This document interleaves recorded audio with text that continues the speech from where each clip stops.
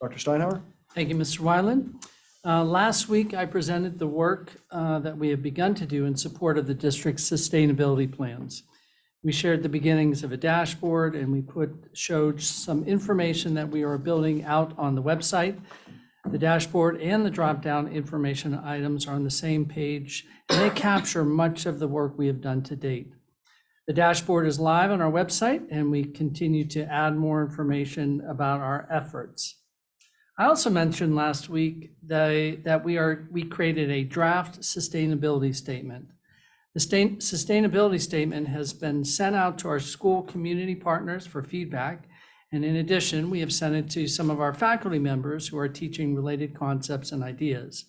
From all of these groups, we are looking for feedback to capture the essential nature of our work regarding sustainability. And once we receive that feedback and make any edits, I will ask the board to consider the sustainability statement for adoption at a future board meeting.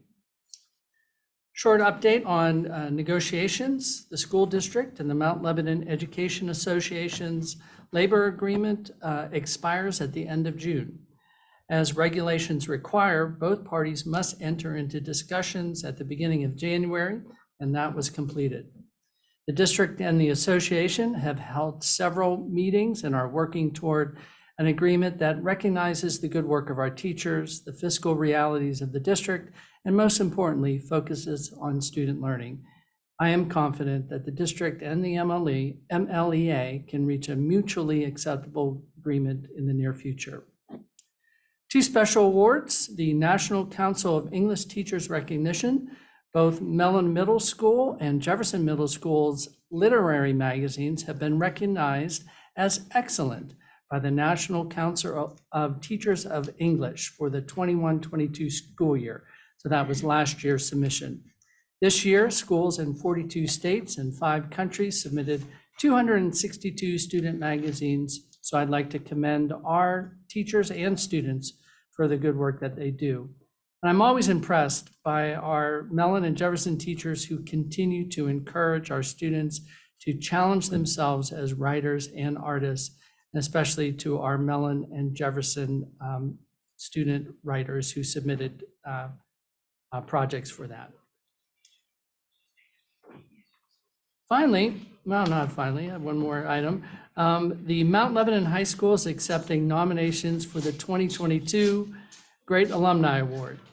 The Great Alumni Award is an initiative of the high school student council and was designed to honor alumni who have demonstrated outstanding accomplishments either personally or professionally after graduating from Mount Lebanon High School.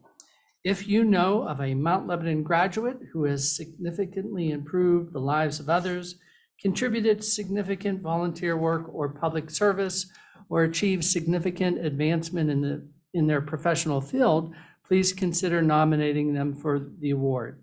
You can find more information on how to submit your nomination on the district website, and the deadline for submission is April 15th, and that is really a highlight of the year, one of the highlights of the years for our student government. So I would encourage people to do that. We have really met some wonderful, amazing Mount Lebanon graduates through that process.